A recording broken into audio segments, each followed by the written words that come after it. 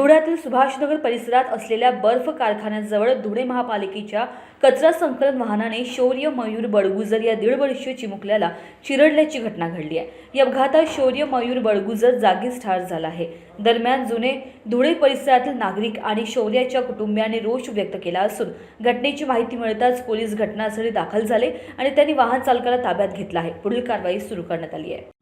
नमस्कार, मी निवृत्ती पवार, पोलीस निरीक्षक, आझादनगर पोलीस ठाणे।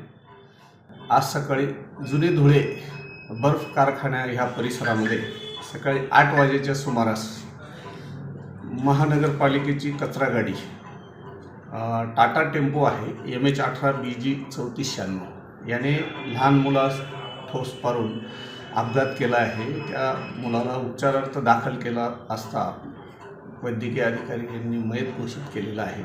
नमूद प्रकरणी संबंधित जो कचरा गाडी चालक आहे त्याच्या विरुद्ध गुन्हा दाखल करण्याची कारवाई पोलीस ठाण्यात चालू आहे।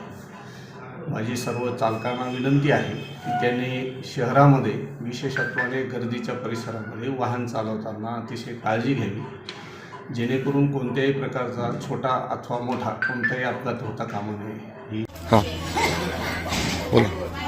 सकाळी घंटा गाडी आली, पोरगा बाहेर खेळून आलता। त्यानंतर पोरगाला बघितलं, डायरेक्ट घोडं पुढच्या चाकामध्ये आला, नंतर मागच्या चाकामध्ये आला।